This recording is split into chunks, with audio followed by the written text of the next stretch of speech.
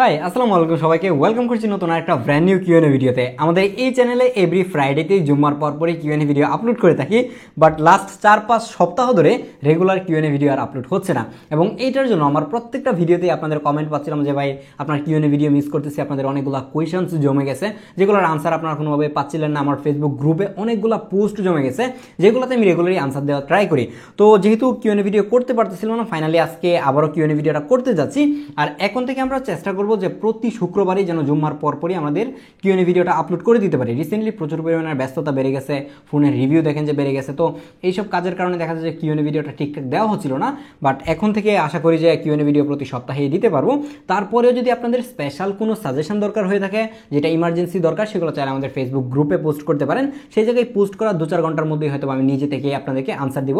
আর হয়তো আপনি গ্রুপে গেলে বুঝতে পারবেন যে আমি নিজেই 2-1 ঘন্টার মধ্যে কিন্তু রিপ্লাই দিয়ে ফেলি। তোমাদের ফেসবুক গ্রুপ এবং ফেসবুক পেজের লিঙ্কটা ভিডিও নিচে ডেসক্রিপশনে অ্যাড করে রাখবো, আপনারা চাইলে সেখানে জয়েন হয়ে যেতে পারেন। আর আমরা কথা না বাড়িয়ে আজকের কিউএনএ ভিডিওটা শুরু করে দেই। শুরুতে আমাদেরকে তামিম ইকবাল ভাই কমেন্ট করেছে, ভাই আমি একটা ফোন কিনতে চাই, বাজেট 60,000 টাকা। এখন এই বাজেটে আইফোন 13 প্রো নিব নাকি নিউ আইফোন 13 নিব, কোনটা নিলে ভালো হবে? তো এই দামে যদি আপনি নিতে চান তাহলে অবশ্যই আমি বলবো যে 60,000 টাকা দিয়ে একটা নতুন ব্র্যান্ড নিউ ইনঅ্যাক্টিভ 13 নেওয়ার জন্য।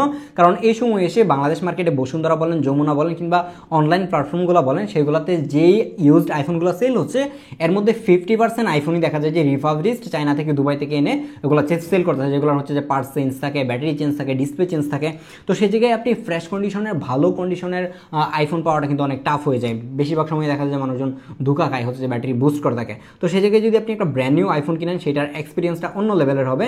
আপনি ইউজড আইফোন থেকে আমি বলবো যে অবশ্যই একটা ব্র্যান্ড নিউ ইনঅ্যাক্টিভ আইফোন নেওয়াটাই সেটাই অনেক ভালো ডিসিশন। দেন আমাদেরকে বিডি চ্যানেল 71 নামের একটা অ্যাকাউন্ট থেকে কমেন্ট করেছে, আইফোন 12 প্রো ম্যাক্স রিফাবরিজড কেমন হবে?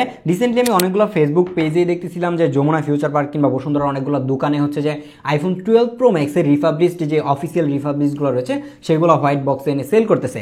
তো লাস্ট ইয়ারে কিন্তু আমরা মোটামুটি 12 প্রো যেটা রয়েছে রিফাবরিজডটা অনেক বেশি পপুলার হয়েছিল, সেটা নিয়ে একটা ভিডিও দিই যেটাতে আমরা বলার ট্রাই করি যে রিফাবরিজড আসলে কি, এগুলো নিয়ে ডিটেইলে আলোচনা করি। সেটার লিঙ্কটা আমি ভিডিও নিচে ডেসক্রিপশন এবং আই কার্ডে দিয়ে রাখবো, চাইলে আপনারা সেই জায়গা থেকে দেখে আসতে পারেন যাতে করে বুঝতে পারেন যে আসলে রিফাবরিজডটা কি। তাহলে আপনার এই 12 প্রো ম্যাক্সটা কিনতেও অনেক বেশি হেল্প করবে। রিফাবরিজড যদি শর্ট করে বলি, একদমই নতুন যে ব্র্যান্ড নিউ ডিভাইসটা রয়েছে সেইটারই আরেকটা ডিভাইস, যেটা হচ্ছে অ্যাপেল নিজে থেকে ঠিকঠাক করে সেল করে। দেখা যায় যে ফোন তৈরি করার সময় 2-একটা প্রবলেম যেগুলো হয় সেগুলোকে সাইড করা হয়, সেগুলোকে পরবর্তীতে অ্যাপেল নিজেই রিপেয়ার করে ঠিক করে এটা সেল করে। এটা একদমই কাইন্ড অফ নতুন যে ডিভাইসটা রয়েছে ইনঅ্যাক্টিভ আইফোনগুলো সেইগুলোর মতোই হচ্ছে যে এটা আরেকটা নতুন ফোন বলতে পারেন। দেন আমাদেরকে সাবিনা পায়েল আপু কমেন্ট করেছেন, ভাই আইফোন 13 প্রো কিনবো নাকি আইফোন 15 কিনবো, কোনটা ভালো হবে?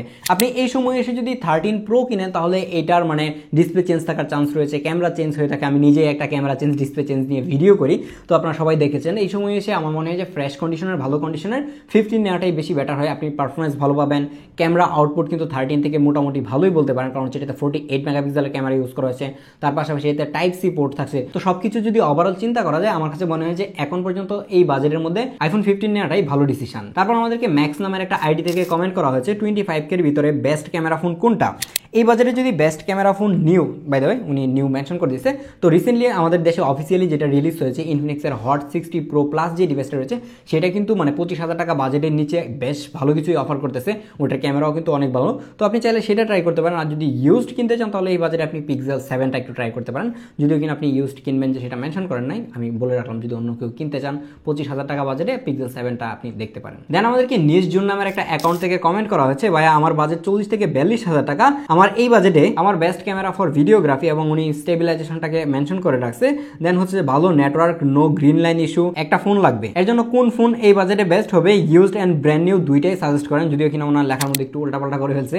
এনিওয়ে আপনি যদি 40-42,000 টাকায় ইউজড মার্কেট থেকে ফোন কিনতে চান, আপনি কোনো ধরনের গ্রিন লাইন রিলেটেড কিংবা নেটওয়ার্ক রিলেটেড প্যারা খেতে না চান, তাহলে 12 প্রো যেটা রয়েছে সেটা নিতে পারেন। বাট মেনশন করে রাখি যে আপনি কিন্তু ব্যাটারি নিয়ে প্যারা খাবেন। দেন যদি আপনি নতুন কিনতে চান এই বাজেটের মধ্যে আরও কিছু কম টাকায় আপনি অন্য 200 যেটা রয়েছে সেটা কিনতে পারবেন। নাথিং ফোন 3A যেটা আসছে সেটাও আপনি নিতে পারেন। আর যদি আপনার কাছে স্যামসাং ভালো লেগে থাকে তাহলে স্যামসাং এর A56 যে ফোনটা রয়েছে সেটা দেখতে পারেন, সেটা কিন্তু এই বাজারের মধ্যে বেশ ভালো কিছু অফার করছে। তারপর আমাদেরকে রাকিন ভাই কমেন্ট করেছেন, ভাইয়া যদি পিক্সেল 6 আর পিক্সেল 7A নেই সেক্ষেত্রে কি ভিডিও অথবা ছবি তোলার সময় পিছনে কুলার লাগিয়ে রাখি তাহলে কি হিট ম্যানেজমেন্ট এবং ব্যাটারি ড্রেনিং কমানো যাবে? আর এই ক্ষেত্রে কি ফোনের কোনো ধরনের ক্ষতি হবে কিনা সেটা জানতে চাচ্ছেন। ফোনের মধ্যে এক্সটার্নাল যে কুলারগুলো রয়েছে সেগুলো ইউজ করলে ফোনের কিন্তু আলটিমেটলি কোনো ক্ষতি হয় না, সেক্ষেত্রে দেখা যায় যে ফোন আরো ভালো থাকে। কারণ হচ্ছে ফোন যখন ওভারহিট হতে না পারে তখন দেখা যায় যে ব্যাটারিটাও ভালো থাকে, ইভেন প্রসেসর যত বেশি ওভারহিট হয় সেটার পারফরমেন্স কিন্তু ড্রপ করে। তো সেক্ষেত্রে যেহেতু আপনার ফোনটা ওভারহিট হচ্ছে না, আপনার ফোনের যে পারফরমেন্স রয়েছে সেটাও কিন্তু আগে থেকে বেটার পাবেন। তো সেক্ষেত্রে আপনার কোনো ধরনের প্রবলেম হওয়ার চান্স কিন্তু একদমই নেই। তারপর আমাদেরকে নাসিব ভাই কমেন্ট করেছেন, এটা আসলে কারোর নাম হবে কিনা আমি শিওর না, যদি কারোর নাম হয়ে থাকে সরি ভাই। যাই হোক, উনি বলতেছিলেন যে আইফোন 15 প্রো ম্যাক্স বেস্ট নাকি আইফোন 16 প্রো যেটা রয়েছে সেইটার একটা রিভিউ দেওয়ার জন্য, কম্পেয়ার দেওয়ার জন্য। তো কম্পেয়ারটা আসলে দিতে পারবো কিনা শিওর না, বাট আমরা দেওয়ার ট্রাই করবো। তো আপনি যদি এখন কিনতে চান দুইটার মধ্যে, আমি অবশ্যই 16 প্রোটাকে সাজেস্ট করবো, কারণ 15 প্রো ম্যাক্স এই সময় আর হচ্ছে না, কারণ হচ্ছে কিছুদিন পরেই 17 প্রো ম্যাক্স চলে আসতেছে। তো সেই জায়গায় 15 প্রো ম্যাক্সটা অনেক বেশি ব্যাকডেটেড হয়ে যায়। আপনি চাইলে কিন্তু 16 প্রো যেটা রয়েছে সেটা ট্রাই করতে পারেন। তারপর আমাদেরকে দিহান ভাই কমেন্ট করেছেন আইফোন 13 প্রো ম্যাক্স নেওয়া কি ঠিক হবে, আর প্রাইস পয়েন্ট কত হওয়া উচিত? 256 জিবি যে ভার্সনটা রয়েছে সেটা। রিসেন্টলি কিন্তু আমরা 13 প্রো ম্যাক্স নিয়ে একটা রিভিউ পাবলিশ করি, আপনি চাইলে সেই রিভিউটা দেখতে পারেন। আমাদের চ্যানেল ভিজিট করলেই সেই রিভিউটা একদম উপরের দিকে পেয়ে যাবেন। মাত্র 2-4 দিন আগে কিন্তু সেই রিভিউটা পাবলিশ করা হয়েছে। তো যদি সেটা দেখেন আই থিঙ্ক আইডিয়া করতে পারবেন যে আসলে 13 প্রো ম্যাক্সের এখন কী অবস্থা। এখনও পর্যন্ত স্টিল নাও সেটাতে কিন্তু প্রচুর পরিমাণে গ্রিন লাইন পড়ে, এখনও দেখা যায় প্রচুর ওভারহিট হয়, ব্যাটারি ব্যাকআপ খুব একটা ভালো দিচ্ছে না, এবং ক্যামেরার পারফরমেন্সের কথা যদি বলি, ক্যামেরা আউটপুটটাও খুব একটা আহামরি ভালো যে পাচ্ছি তেমনও না প্রাইস অনুযায়ী। তো সেক্ষেত্রে আপনি যদি ফুল রিভিউটা দেখেন আই থিঙ্ক ভালো একটা আইডিয়া পেয়ে যাবেন। তারপর আমাদেরকে পাপন ভাই কমেন্ট করেছেন S23 ইউএসডি নিলে কি কোনো ধরনের সমস্যা হবে কিনা।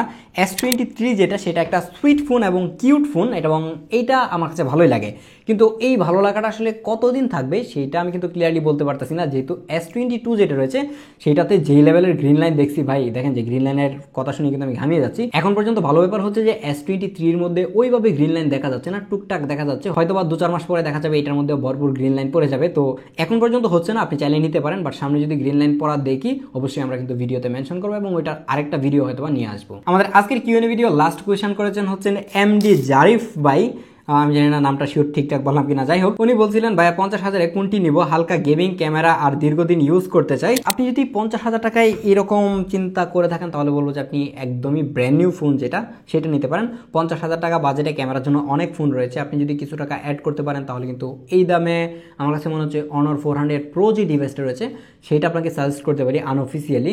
তাছাড়াও দেখা যায় যে ভিভোর যে S30 ফোনটা রয়েছে সেটা নিতে পারেন, যেটা হচ্ছে যে মানে গ্লোবালি X200 FE নামে যেটা আসছে, সেটাই কিন্তু চাইনিজ ভেরিয়েন্টটা মোটামুটি 50-55 টাকা প্রাইসে পাওয়া যাচ্ছে। তো সেটা কিন্তু একদমই বেস্ট হবে, আমার কাছে অনেক বেশি কিউট লাগে। সামনে যদি সুযোগ হয় রিভিউ দেওয়ার চেষ্টা করবো। আজকের কিউএনএ ভিডিওটা এখানেই শেষ হবে। আপনার যদি কোনো কিছু জানার থাকে তাহলে কিন্তু এই ভিডিও নিচে কমেন্ট করতে পারেন, আমরা নেক্সট উইকে আপনার কমেন্টটাকে পিক করে আনসার দেওয়ার চেষ্টা করবো। আর যদি এই কিউএনএ ভিডিওতে কোনো অবস্থাতে আমরা কমেন্ট মিস করে থাকি তাহলে এক্সট্রিমলি সরি, পরবর্তী কিউএনএ ভিডিওতে অবশ্যই আপনার কমেন্টের আনসার দিব। আর যাদের ইনস্ট্যান্ট কিছু জানতে হয় আবারও বলে দিচ্ছি, আমাদের ফেসবুক গ্রুপের লিঙ্ক ভিডিও নিচে ডেসক্রিপশনে আছে, অ্যাড হয়ে যান এবং ধুমায় পোস্ট করতে পারেন, অবশ্যই আপনি রিপ্লাই পাবেন। দেখা হচ্ছে পরবর্তী ভিডিওতে। আল্লাহ হাফেজ।